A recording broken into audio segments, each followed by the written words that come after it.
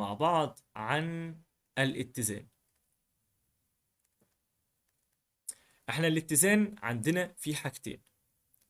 الحاجة الأولى قاعدة لامي، والحالة التانية قاعدة مثلث القوة. قاعدة لامي بستخدمها لما يكون في المسألة زوايا، ومثلث القوة بستخدمه لما يكون في أطوال أضلاع. طيب قاعدة لامي بتقول لي لو أنا عندي جسم متزن تحت تأثير 3 قوى بالمنظر ده،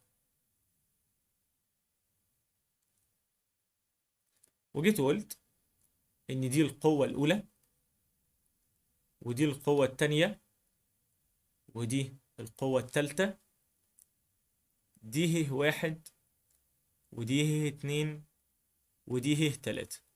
فقال لك بص كده، القوة الأولى على جاهه 1 بتساوي القوة التانية على جاهه 2 بيساوي القوة التالتة على جاهه 3.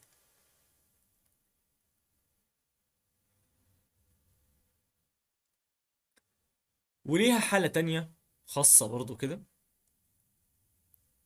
بيقول لك هنا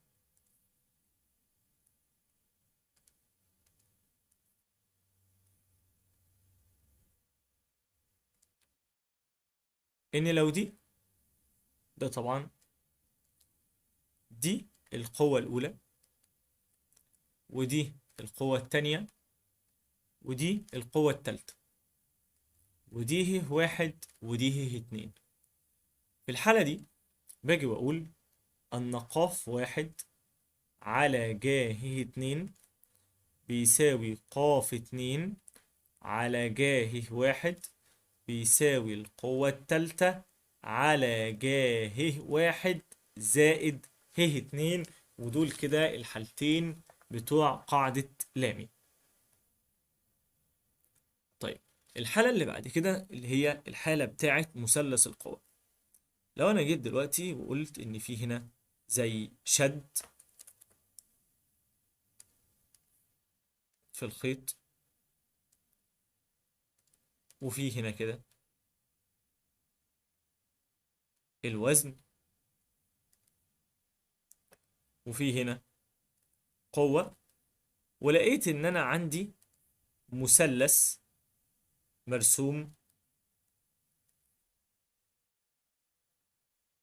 بالمنظر ده مثلا اسمه، يبقى اتفقنا إن هنا كده في شد، وإن المثلث ده اسمه ألف ب ج. قلنا إن ده كده هو مثلث القوة.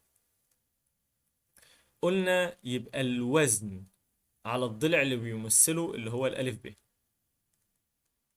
بيساوي القوة على الضلع اللي بيمثله اللي هو الب ج بيساوي الشد على الضلع اللي بيمثله اللي هو الألف ج. ودي كده قاعدة مثلث القوة. طيب تعالى كده نركز مع بعض ونشوف كم مثال على القواعد دي.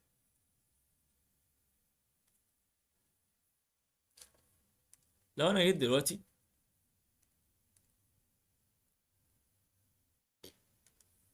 وجيت وقلت إن ده حائط رأسي، وإن ده الشد،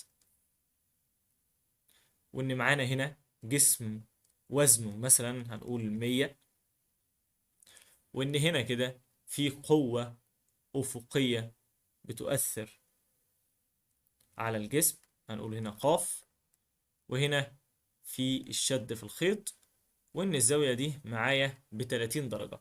وطلبت منكم أنا عايز الشد ومقدار القوة، واللي هي القوة قاف.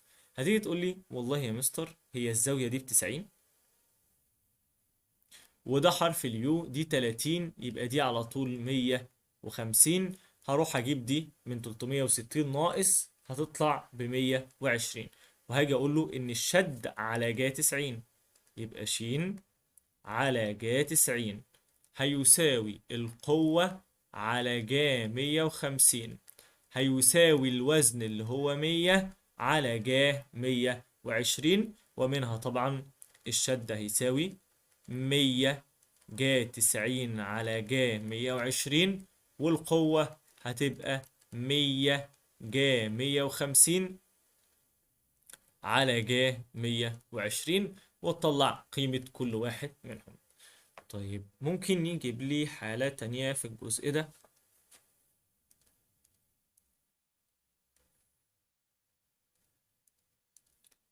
هيجي يقول لي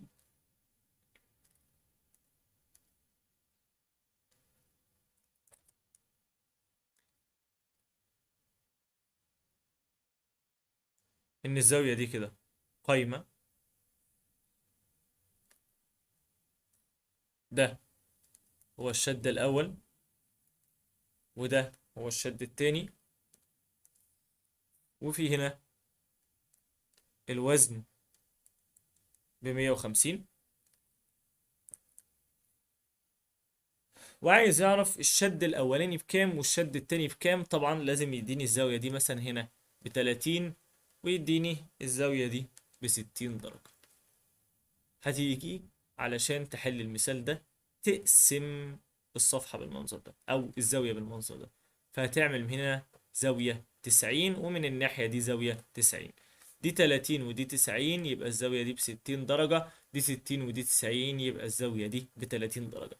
يبقى هنيجي نقول له يا مستر إن الشد الأولاني بقى، دي القاعدة الخاصة من لامي، مش قاعدة من لامي، شين واحد على جا 30 على جا الزاوية اللي هناك اللي هو جا 30 هيساوي شين 2 على جا 60 هيساوي الوزن اللي هو 150 على جا 60 زائد 90، ومنها طبعا الشد الأولاني هيكون بيساوي 150 جا 30 على جا دي قلنا 30 على ج 90، والشد التاني هيساوي معايا 150 جا 60 على جا 60 زائد 30 اللي هي جا كام 90، ويبقى انا كده جبت الشد الاولاني وجبت الشد التاني.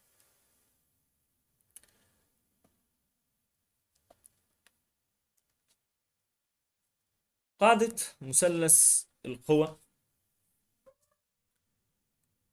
تعالى بقى بسرعة كده ناخد عليها مثال سريع وبعد كده نحل عليهم عموما. دلوقتي جايب المنظر ده وبيقول لي ان دي القوة قاف، وان الجسم ده وزنه 90، وان هنا في شد، وان الخيط ده لو الجزء ده ب24 سنتي والحتة دي ب30 سنتي، وده ألف وده ب وده جيم. عايز يعرف الشد ناقص القوة اللي هي ش ناقص ق بتساوي كام. هتيجي تقول لي والله يا مستر طالما اداني أطوال أضلاع يبقى المثلث ده هو مثلث القوة، ده ب24 سنتي ودي ب30 سنتي، هنروح نجيب دي كده بنظرية فيثاغورس، 24 تربيع زائد 30 تربيع هتطلع معايا آسف ناقص 30 تربيع، العكس يا شباب، جذر 30 تربيع ناقص ال 24 تربيع هتطلع معايا ب 18 سم، يبقى الجزء ده ب 18 سم. طب يلا بينا هنقول له أن ق على ال 24 هتساوي الشد على ال 30 هيساوي الوزن اللي هو 90 على ال 18.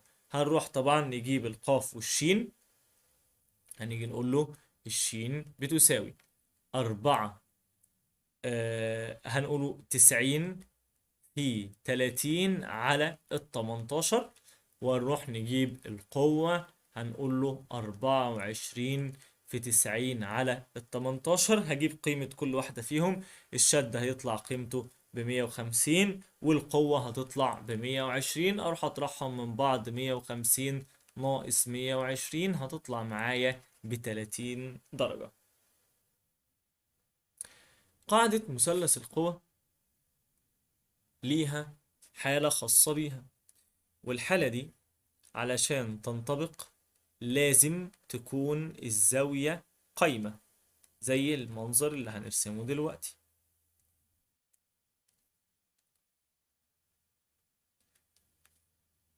ده الشد الأول، وده الشد التاني.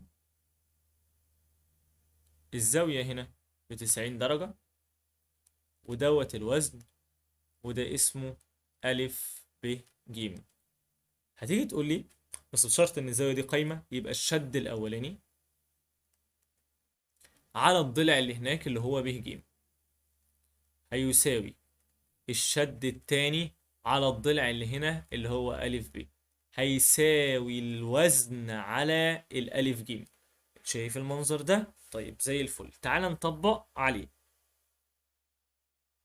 ونحط المثالين اللي جايين دول جنب بعض. احنا حلينا منهم واحد تاني، بس هنحطهم جنب بعض علشان يفكروني بطريقة الحل.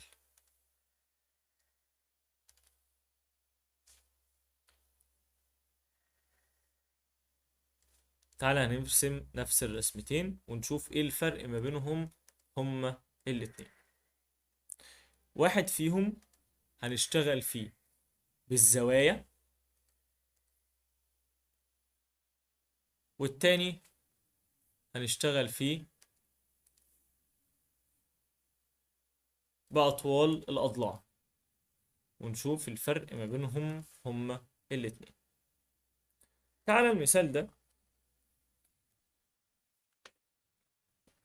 هاجي دلوقتي هقول إن الزاوية دي ب30، وإن الزاوية دي ب60، وطبعا الزاوية دي قايمة، وهنا في شد أولاني، وهنا في شد تاني، وهنا عشان ما يبقاش طويل قوي كده هنحط الوزن مثلا ب120، يبقى هنا الوزن ب100 وكام و20. المرة دي هنيجي برضو نقول إن الزاوية دي قايمة، بس هنقول إن الراجل المحترم ده ب60 سنتي، والجزء ده ب45 سنتي، وإن دوت هو الشد الأولاني، وإن الجزء ده هو الشد التاني، وهنقول إن الوزن هنا المرة دي ب150. إيه الفرق ما بين دي ودي؟ دي أنا عندي زوايا ودي عندي أطوال أضلاع. هنا زوايا هنشتغل بقاعدة لامي، هننزل الخط هنا ده كده، الزاوية دي ب90 ودي ب90، دي ب30 يبقى دي 60، ودي هتاخد 30. وهتيجي حضرتك تقول لي أن الشد الأولاني على جا 30 بيساوي الشد التاني على جا 60 بيساوي 120 على جا 30 زائد 60، وتعمل طرفين في وسطين عادي خالص. طيب امال هنا الزاويه دي قايمه وده ب60 وده 45، هتروح تجيب ده بنظريه فيثاغورس هتلاقيه طلع ب75. يبقى في الحاله دي بقى بص، الشد الاولاني على الضلع اللي هناك، الشد الاولاني على 45 بيساوي الشد التاني على ال60 بيساوي ال150 على ال75. وطبعا نفس الفكرة هتروح هنا تشتغل طرفين في وسطين. طيب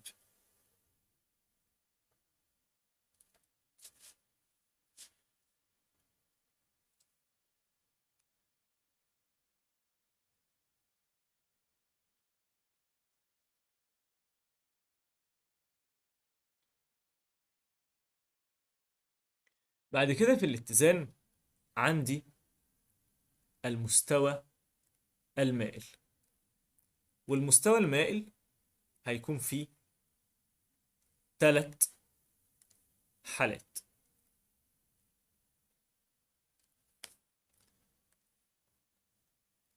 الحالة الأولى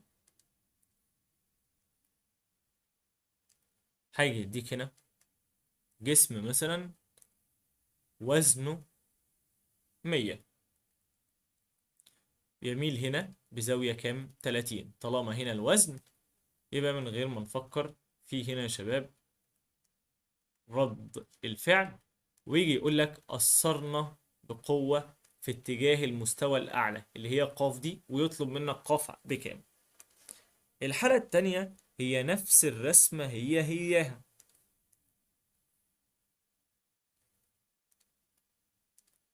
هنا هيكون في الوزن، وهنا الزاوية 30، وهنا رد الفعل. بس هنا المرة دي القوة هتكون قوة أفقية بالمنظر ده كده. طيب تعالى نشتغل على المثالين اللي قدامي دولت الأول، لأن هم دولت المثالين المشهورين. قال لي بص يا مستر، أنا المفروض الكلام ده هاخده بره وارسمه كروكي.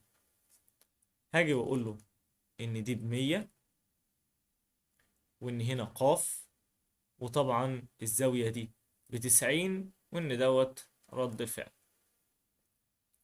الزاوية دي دايما هي 180 ناقص الرقم ده، 180 ناقص 30 يبقى هتديني 150، ودي 90 يبقى الزاوية دي هتطلع على طول ب120. يبقى هتيجي تقول لي القاف على جا 150 بيساوي 100 على جا 90 بيساوي رد الفعل على جا 120. واحاول اجيب قاف واحاول ان انا اجيب الراء. تعالى هنا نفس الفكرة هياها بس باختلاف الارقام. هنا هيبقى قاف، وهنا الزاوية معايا ب90، وعايزين نجيبه رد الفعل. الزاوية دي 180 ناقص 30 هتطلع ب150، عادي ثابتة مفيش مشكلة. الفرق الوحيد ان دي اللي هتطلع المرة دي بال120. ويبقى اقول له قاف على جا 150 بيساوي رد الفعل على جا 90. طبعا لو قلنا برضو هنا 100 هيساوي 100 على جا 120، وهنقدر ان احنا نتعامل معاها. الحالة الثالثة في الجزء ده كده والأخيرة،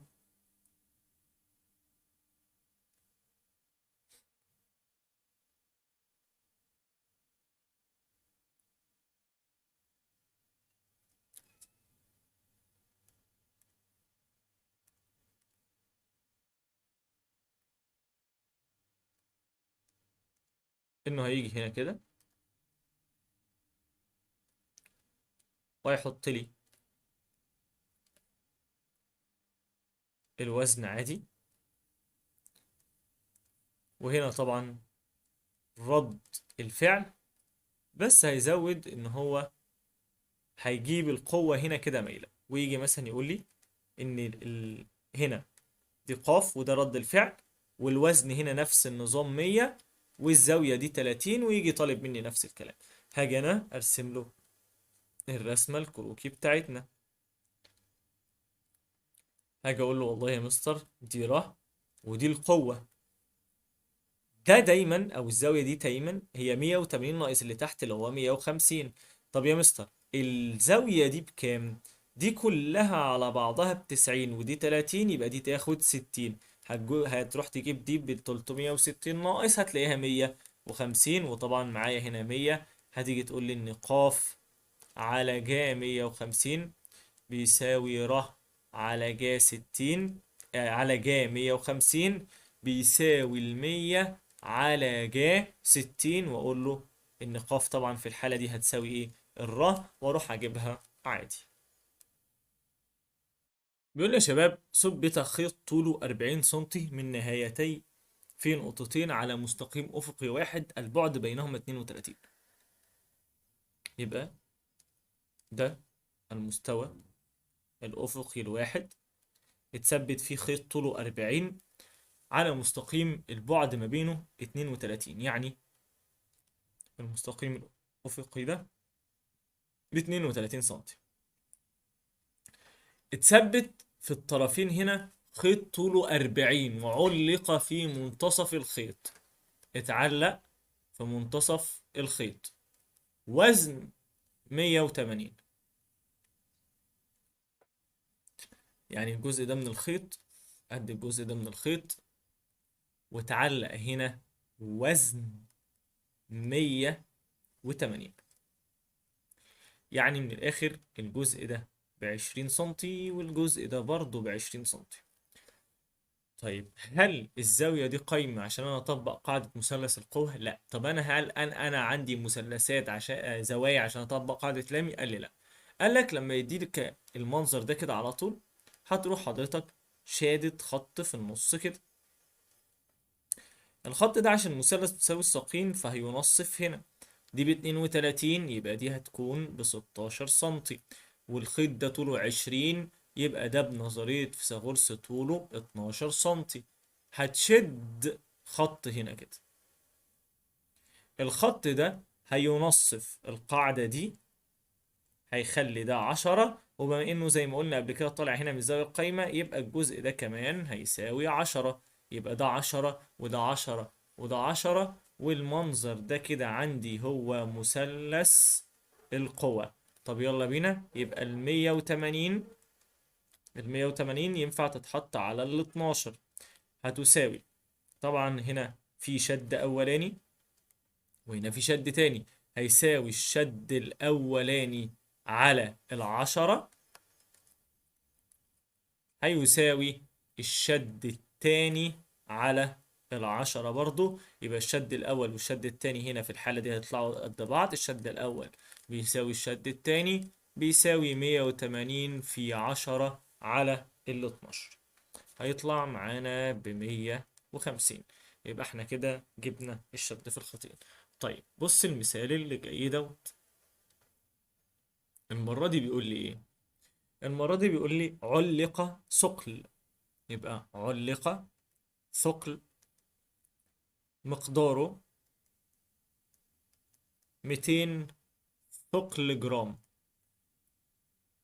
بخيطين طولهما 60 سنتي و80 سنتي من نقطتين في خط أفقي واحد.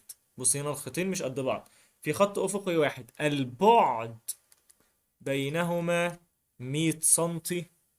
اوجد مقدار الشد في كل من الخيطين. عايز اعرف الشد في كل من الخيطين في وضع طبعا الاتزان. لازم يقول لي في وضع الاتزان. هتيجي تقول لي والله يا مستر شد خط بالمنظر ده، البعد خط افقي واحد البعد بينهم 100، يبقى الخط ده هو اللي بكام؟ اللي ب100. اتعلق عندي خيطين، خيط طوله 60 سنتي والخيط التاني 80 سنتي.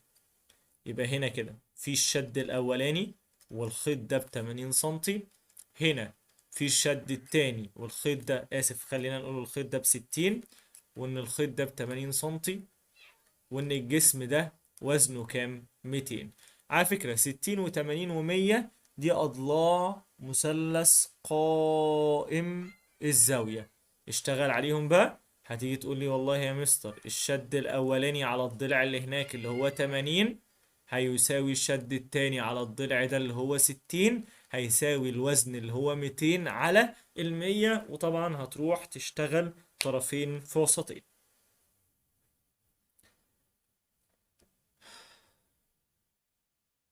بيقول لي هنا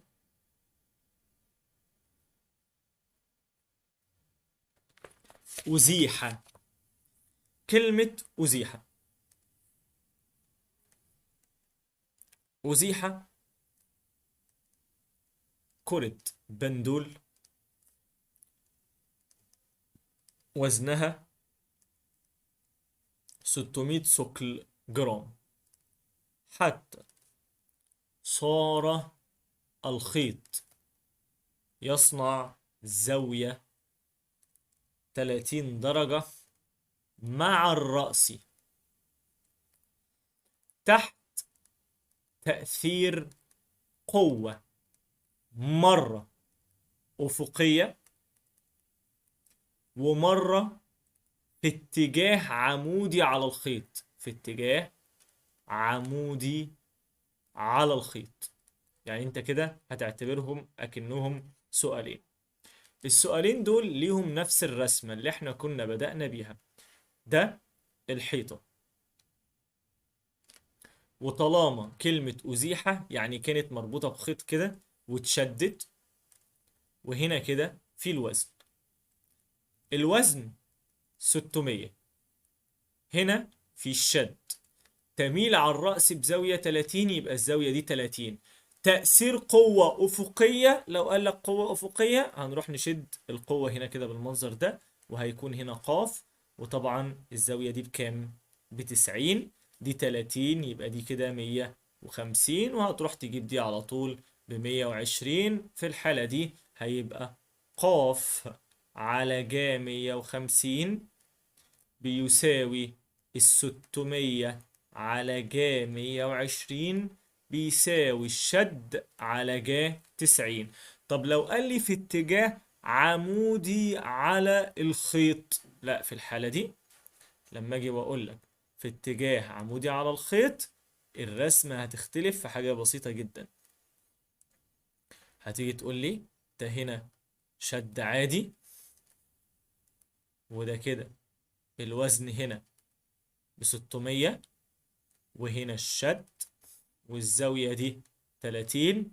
بس انت هنا جيت وقلت لي ان انا عندي قوة عمودية على الخيط، يعني الزاوية دي هنا اللي هتبقى 90 وتكمل عادي. دي هتبقى 150. الفرق ان دي اللي هتبقى 120، وطبعا الارقام النهائية هي اللي هتفرق. يبقى قاف على جا 150 بيساوي الشد على جا 120 بيساوي 600 على جا 90، وتروح وتشتغل عادي وأكن مفيش أي حاجة حصلت. يبقى ده الفرق ما بين قوة أفقية وقوة بالمنظر ده. نفس الفكرة، ما تنساش نرجع تاني هنا.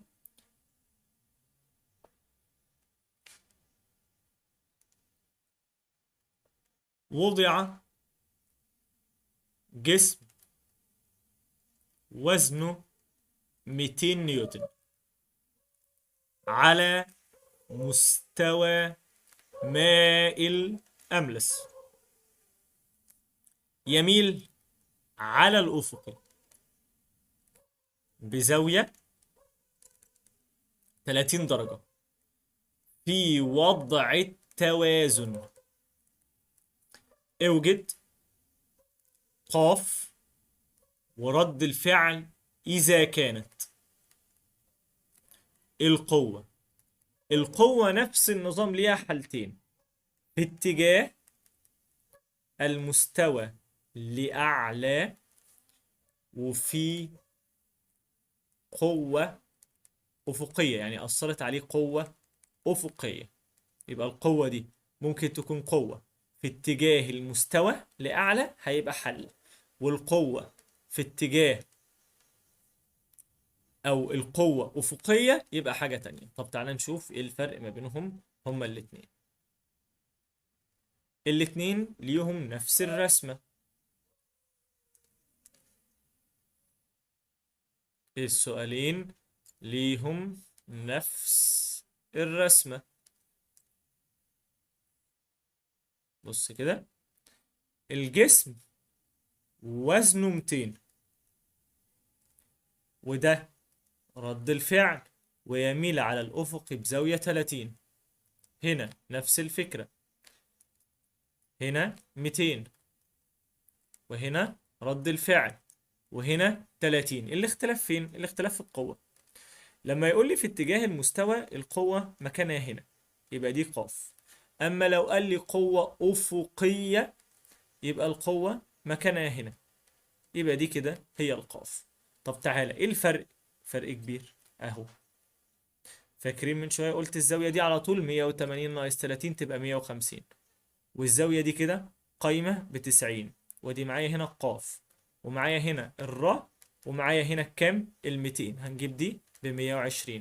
يبقى قاف على جا 150 بيساوي ال200 على جا 90 بيساوي رد الفعل على جا 120.